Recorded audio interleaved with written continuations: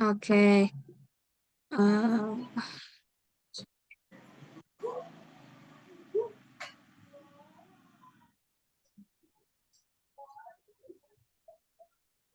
Baik, kita mulai. Assalamualaikum warahmatullahi wabarakatuh. Perkenalkan, kami dari Waalaikumsalam. kelompok 3. Kami akan menjelaskan tentang Kartika Batik dan juga bagaimana perbandingannya jika kami memiliki opsi kedua. Nah, anggotanya dengan saya sendiri Vanessa Gunanti, lalu ada Muhammad Arbani, ada Karista Pridianti, lalu juga ada Tipan Reksa Pradana. Kami semua dari kelas K321 MNR, Fakultas Manajemen dan Bisnis. Kita lanjut ke yang pertama, yaitu Kartika Batik adalah usaha yang berfokus pada pelestarian budaya batik melalui inovasi desain modern. Dengan menggabungkan teknik tradisional dan gaya kontemporer, usaha ini bertujuan untuk menarik minat generasi muda sekaligus menjangkau pasar global. Keunikan batik ini terletak pada kualitasnya yang tinggi dan desain eksklusif yang tetap menghormati nilai-nilai tradisi. Lalu identifikasi. Tujuan proyek ini yaitu memperkenalkan batik ke generasi muda dengan desain inovatif, lalu meningkatkan ekspor produk batik ke pasar internasional agar bisa dikenal luas. Lalu ada target pasarnya, target domestik yaitu kalangan muda dan profesional, lalu internasional kolektor seni dan pecinta kain etnik. Masalah utama yang kita temukan adalah kurangnya pemasaran digital untuk menjangkau audiens yang luas. Persiapan dan analisis yang telah kami lakukan, yang pertama, kita mempunyai modal awal yang dibutuhkan 100 juta rupiah untuk memulai proyek, yang mencakup biaya produksi awal, pemasaran digital, serta pengembangan platform seperti website dan media sosial. Lalu sumber dayanya yaitu bekerja sama dengan pengrajin lokal untuk memastikan kualitas batik tradisional tetap terjaga. Lalu, penggunaan bahan baku ramah lingkungan untuk menarik perhatian konsumen yang peduli pada lingkungan untuk keberlanjutan. Lalu ada strategi pemasaran, berfokus pada promosi digital melalui media sosial seperti Instagram, TikTok, dan Facebook, serta kolaborasi juga dengan influencer fashion. Hasil analisis SWOT kami, yaitu yang pertama ada strength-nya itu berkualitas tinggi dengan desain unik yang memadukan unsur tradisional dan modern. Pengrajin lokal sebagai kekuatan utama yang memberikan nilai otentik. Lalu ada kelemahan, modal yang terbatas untuk ekspansi besar-besaran, pengalaman pemasaran digital yang masih dalam tahap pengembangan. Lalu ada peluang, tren fashion global ini sedang bergerak ke arah kain etnik dan berkelanjutan. Peluang ekspor besar karena batik diakui oleh UNESCO sebagai warisan budaya dunia. Lalu ada ancamannya itu persaingan dengan produsen batik besar yang sudah mapan di pasar lokal dan internasional. Lalu juga kita punya risiko kenaikan harga bahan baku yang dapat memengaruhi harga jual. Lalu untuk penilaian, kriterianya yang pertama, estimasi keuntungan dalam 2 tahun, penerimaan pasar terhadap produk, lalu feedback dari pengrajin dan pelanggan awal. Hasil dari penilaian tersebut, produk Kartika Batik memiliki potensi untuk bertahan di pasar dengan strategi pemasaran digital. Kita lanjut. Implementasi dan operasi. Tahap implementasi ini kita produksi awalnya dengan 500 potong kain batik, peluncuran platform digital seperti website dan media sosial, lalu kita juga melakukan promosi melalui influencer dan pameran lokal. Operasinya memastikan kualitas produk tetap terjaga dan melakukan distribusi produk ke toko lokal dan pengiriman internasional. Nah, berikut timeline yang telah kami persiapkan. Untuk bulan pertama kita melakukan persiapan, lanjut ke bulan kedua pembuatan proposal, lalu di bulan ketiga kita melakukan proses administrasi. Dan bulan ketiga sampai ke 11 kita melakukan proses produksi dan monitoring pemasaran, trial dan error, dan juga bagaimana evaluasi ke depannya. Lalu untuk bulan ke-12 yaitu penyusunan laporan keuangan. Selanjutnya kita akan membahas BEP, yaitu Break Even Point. BEP ini rumusnya adalah total biaya tetap dibagi kontribusi margin rasio. Nah, gimana sih caranya kita dapat kontribusi margin rasio? Yaitu pendapatan dikurangi biaya variabel dibagi pendapatan. Oke. Nah, ini hasil BEP yang telah kita hitung dalam rupiah per tahunnya. Tahun pertama BEP-nya itu 100 juta dibagi 0,458 hasil dengan sekian. Tahun 2 150 juta 450 ribu dibagi 0,5 sekian dan hasilnya seperti ini. Lalu ada tahun ketiga juga, hasilnya 290 juta 249 ribu rupiah. Baik, selanjutnya akan dilanjutkan oleh Kak Arbani. Silahkan, Kak.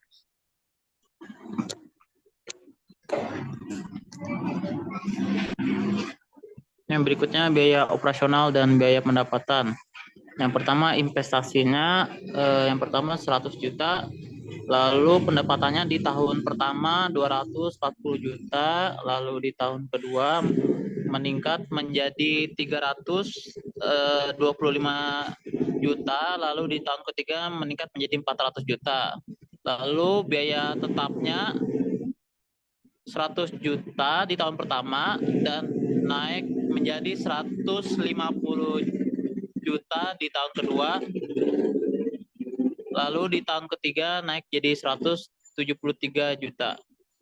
Untuk biaya tidak tetapnya di tahun pertama 130 juta 56 ribu. Lalu di tahun kedua menjadi 140 juta 567 ribu. Dan di tahun ketiga menjadi 167 ribu juta. Lalu totalnya di tahun pertama menjadi 230 juta 56 ribu, di tahun kedua meningkat menjadi 291 ribu 17 juta, lalu di tahun ketiga 340 juta. Dan yang berikutnya yang keempat earning before tax yaitu 9 juta 900 di tahun pertama. Di tahun kedua meningkat menjadi 33 juta 983 ribu. Lalu di tahun ketiga menjadi 60 juta. Lalu tax 10% di tahun pertama 994.400, di tahun kedua menjadi 3.398.300 dan di tahun ketiga menjadi 6 juta. Dan yang keenam itu earning after tax yaitu di tahun pertama 8.949.600, di tahun kedua meningkat menjadi 30.584.700 dan di tahun ketiga menjadi 54 juta. Next.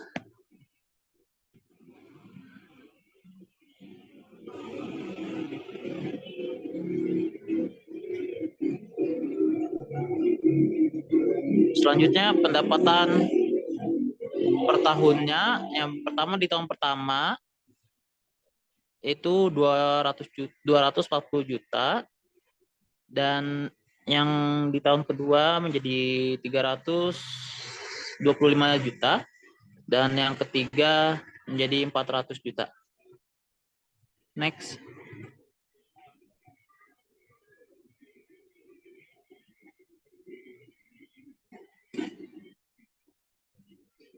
Yang berikutnya yakni adalah net present value atau NPV. Adalah metode analisis investasi untuk menentukan apakah suatu proyek layak dengan menghitung nilai sekarang dari arus kas di masa depan. Yakni rumusnya NPV sama dengan sigma CFT dibagi 1 ditambah R, T, dan minus 1. CFT yaitu cash flow pada tahun ke T, R discount rate atau tingkat Siskanto, T sama dengan tahun ke T, dan 1 sama dengan investasi awal. Next.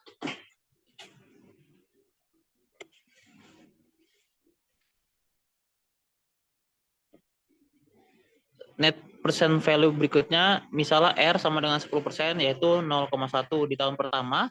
Cash flow-nya yaitu 8.949.060. Di tahun kedua menjadi cash flow-nya menjadi 30.584.007. Lalu di tahun ketiga menjadi 54.000. Total PV cash flow yaitu mencapai 73.954.000. Next.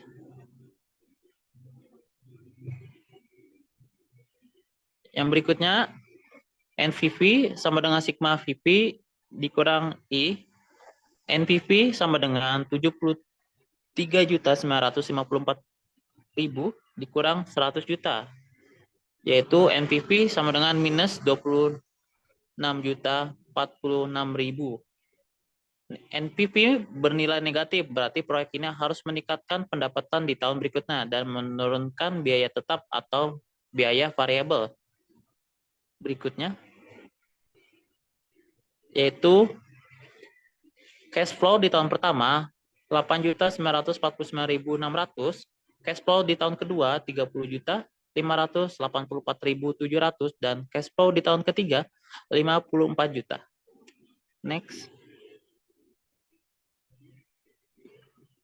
Yang berikutnya, internal rate of the return atau IRR.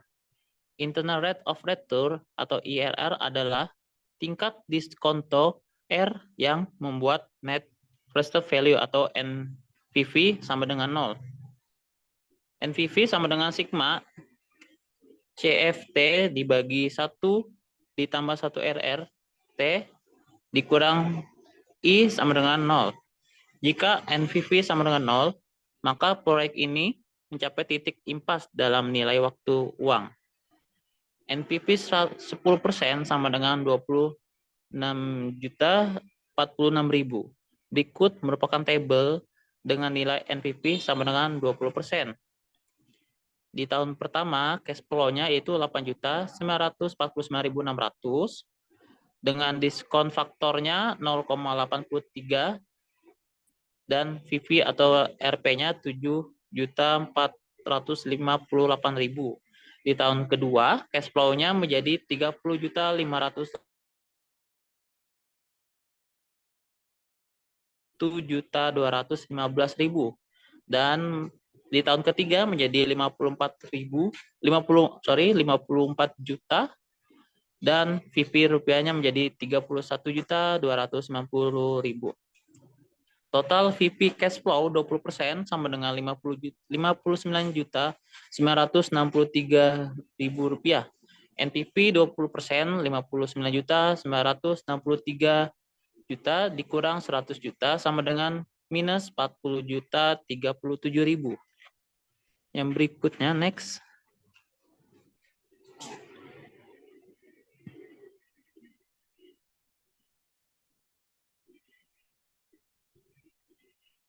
Interpolasi IRR atau internal rate return. Interpolasi IRR, yakni metode interpolasi linear dapat digunakan untuk mencari IRR dengan mendekati dua tingkat diskonto, yakni RI dan R2, yaitu IRR sama dengan RI ditambah NPV 1 dibagi NPV 1 dikurang NPV 2 dikali R2 dikurang R1. Yang berikutnya IRR sama dengan 10% minus 26.046.000 dibagi 26 juta dikurang 40 juta dikali 20% dikurang 10%. Yang berikutnya IRR sama dengan 10% ditambah 26.046.000 dikurang 13.991.000 dikali 10%. Yang berikutnya IRR sama dengan 10% ditambah 18,6% menjadi IRR 28,6%. Next, Kak. Sudah.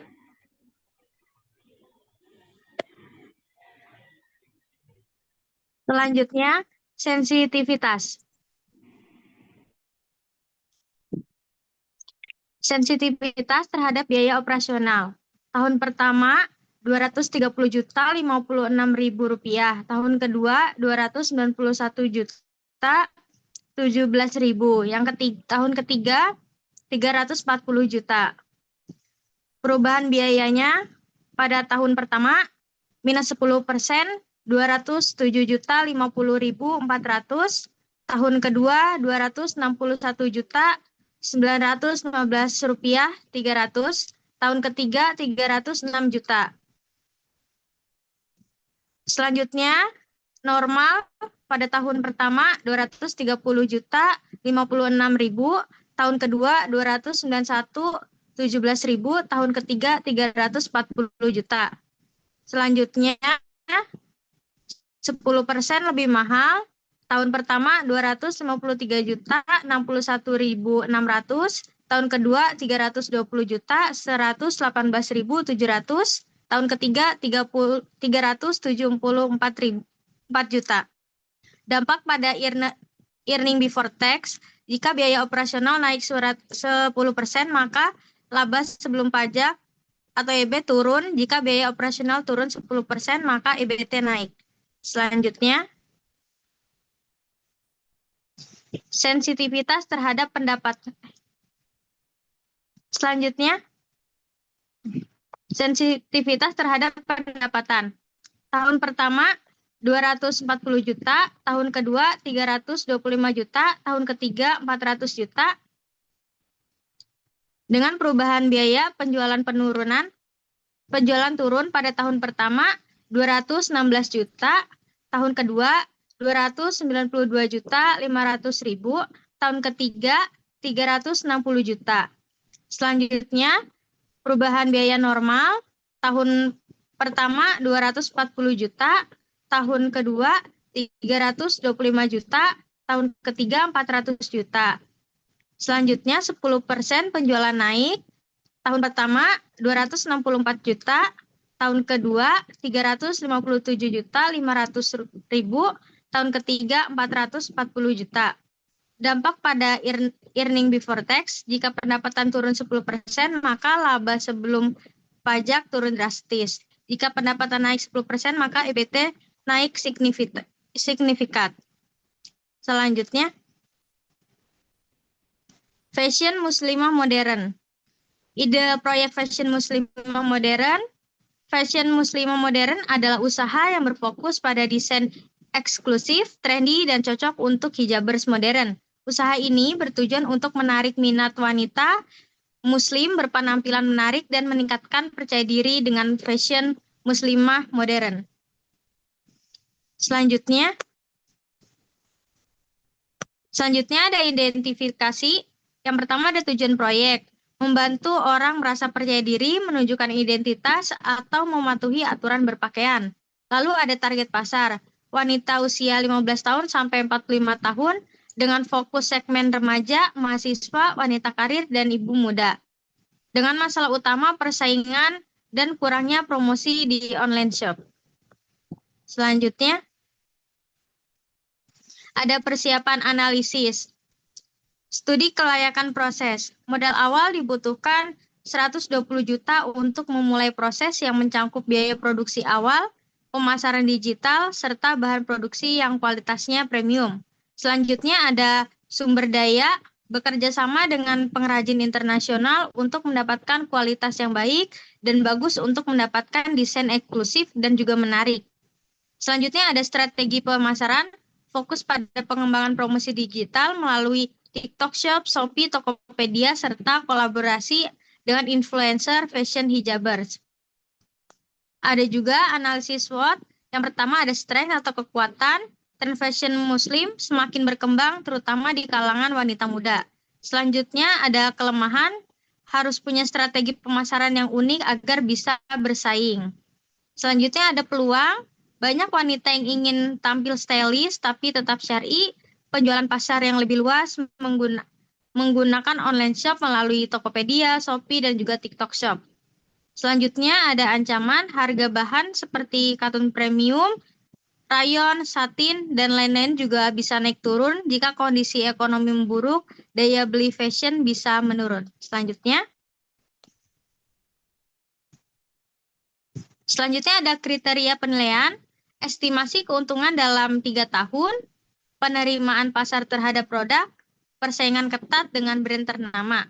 Hasil penilaian, produk fashion muslimah modern memiliki potensi namun harus bisa bersaing dengan brand ternama agar tetap unggul dalam kualitas produk. Selanjutnya, implementasi dan operasi.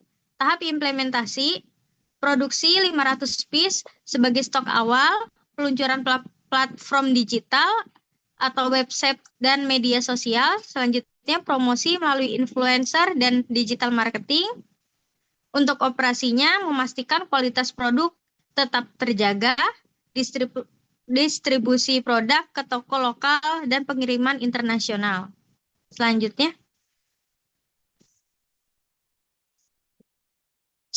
ada biaya operasi dan biaya pendapatan.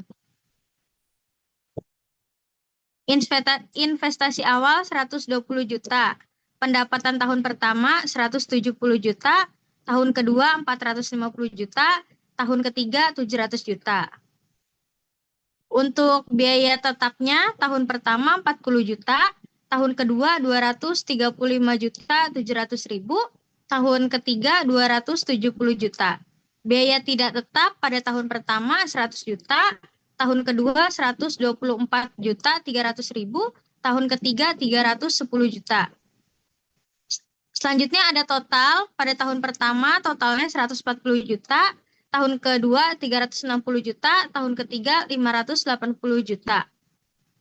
Ada juga earning before tax, pada tahun pertama 30 juta, tahun kedua 90 juta, tahun ketiga 120 juta. Tax 10%-nya pada tahun pertama 3 juta, tahun kedua 9 juta, tahun ketiga 12 juta. Earning after tax-nya pada tahun pertama 27 juta, pada tahun kedua 81 juta, dan tahun ketiganya 108 juta.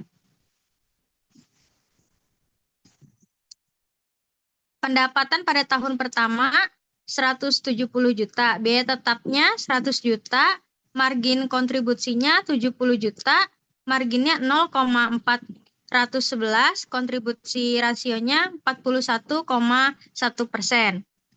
Tahun kedua, pendapatannya 450 juta, dengan biaya tidak tetap 124 juta 300 ribu, margin kontribusinya 325 juta 700 ribu, marginnya 0,723, kontribusi rasionya 72,3%.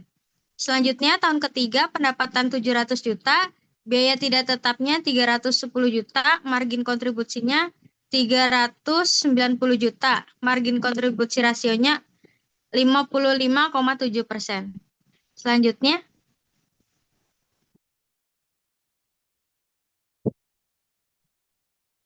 hasil BEP dalam rupiah per tahun.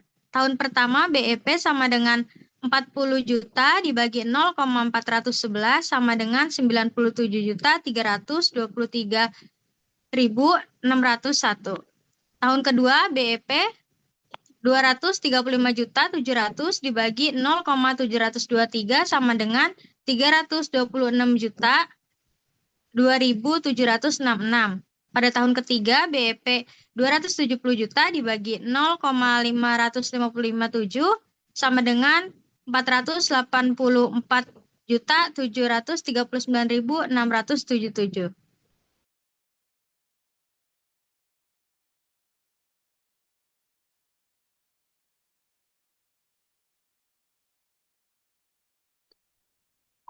Oke, untuk selanjutnya di net present value dari fashion muslimah modern ini didapat cash flow di tahun pertama yaitu di 27 juta, di tahun kedua 81 juta, dan di tahun ketiga 108 juta.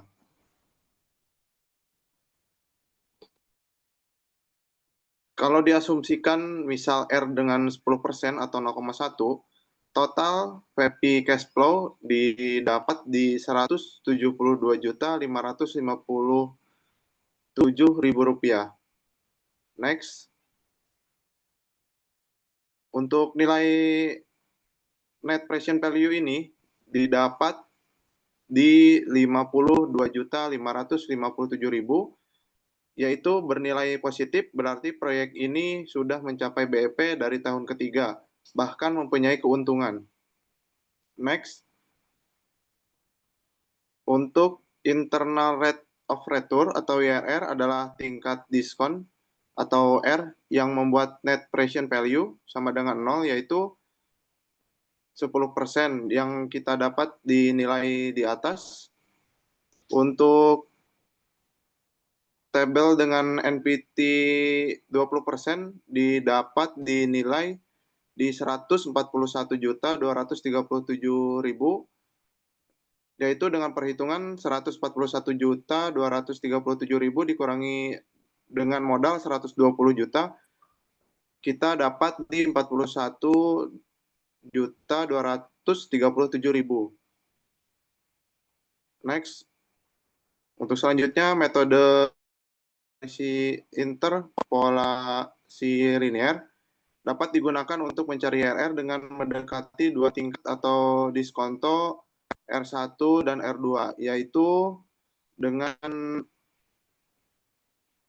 rumus IRR sama dengan R1 ditambah NVV1 dibagi NVV1 dikurangi NVV2 dikali R2 dikurangi R1. Yaitu dengan diturunkan ke IRR sama dengan 52.557 juta dibagi 52.557.000 dikurangi 41.237.000 dikali 20% dikurangi 10%.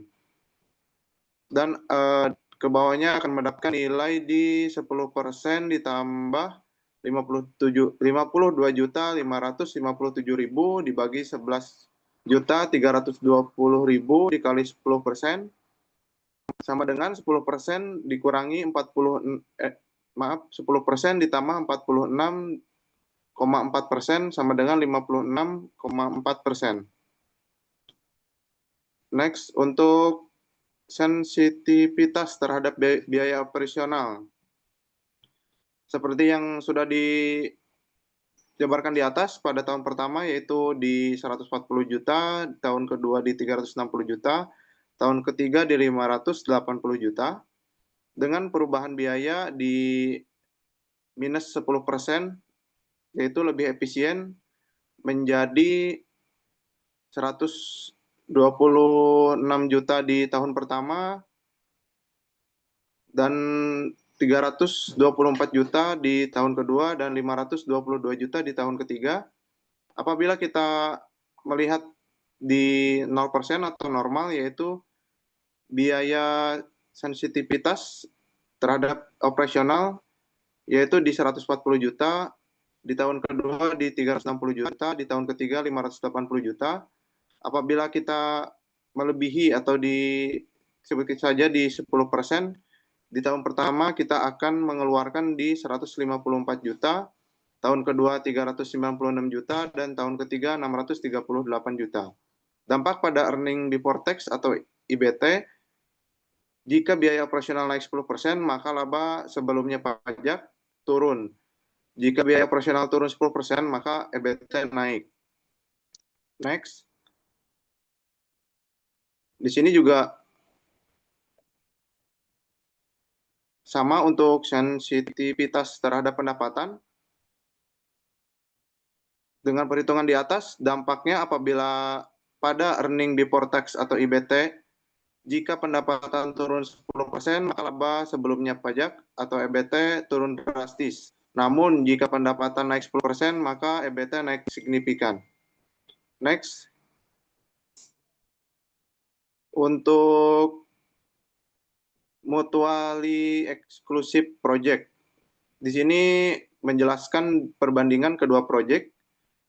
Seperti yang kita lihat di tabel di samping, bahwasannya proyek 1 di usaha baju wanita, dan tabel kedua adalah alternatif usaha atau fashion muslimah modern yang sudah kita jelaskan di atas. Next.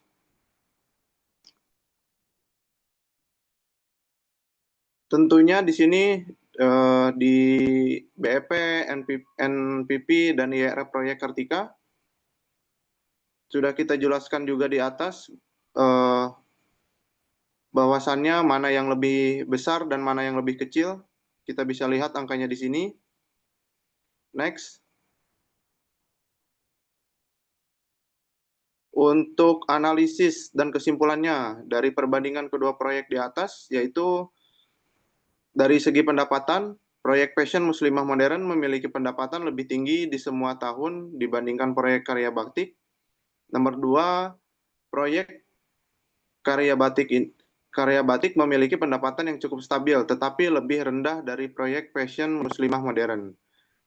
Untuk perbandingan dari total biaya, proyek yang pertama yaitu proyek Passion Muslimah Modern memiliki biaya lebih rendah dibandingkan proyek batik di setiap tahunnya. Yang kedua, Karya Batik memiliki biaya yang lebih besar di tahun pertama, tetapi menurun pada tahun berikutnya. Untuk perbandingan yang selanjutnya yaitu dari segi keuntungan atau earning before and after tax. Yang pertama yaitu proyek Passion Muslimah Modern memberikan keuntungan lebih besar setelah pajak dibandingkan proyek Karya Batik. Yang kedua yaitu earning after tax dari proyek Passion Muslimah Modern lebih dari 100 juta rupiah di tahun ketiga, sedangkan proyek Karya Batik hanya mencapai 54 juta di tahun ketiga. Selanjutnya yaitu dari segi investasi awal, proyek Batik Muslimah Modern membutuhkan investasi awal yaitu di 120 juta, lebih besar dibandingkan dengan proyek Karya Batik dengan hanya membutuhkan 100 juta rupiah. Untuk selanjutnya yaitu, namun di antara keuntungan yang diperoleh dari proyek Passion Muslimah Modern jauh lebih besar sehingga layak dipilih. Nah, kesimpulan akhir dari perbandingan dari kedua proyek ini yaitu proyek Passion Muslimah Modern lebih menguntungkan karena menghasilkan pendapatan dan laba yang lebih besar, meskipun investasi awalnya lebih tinggi. Tapi dalam persaingan bisnis, proyek Passion Modern Muslimah harus bisa terus bersaing dengan brand-brand ternama.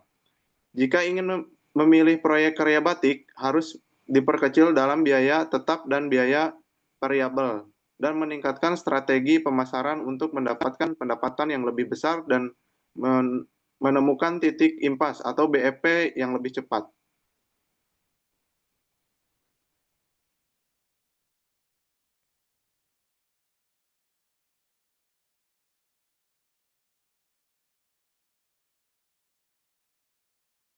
Oke, terima kasih untuk Kak Arbani, Karista, dan juga Kak Tipan. Semoga proyek yang kita bandingkan ini antara proyek Kartika Batik dengan Fashion Muslimah Modern, kita bisa benar-benar menarik investor untuk investasi ke kita. Baiklah, kami dari kelompok 3 mohon maaf jika ada kesalahan kata ataupun presentasi kami yang kurang.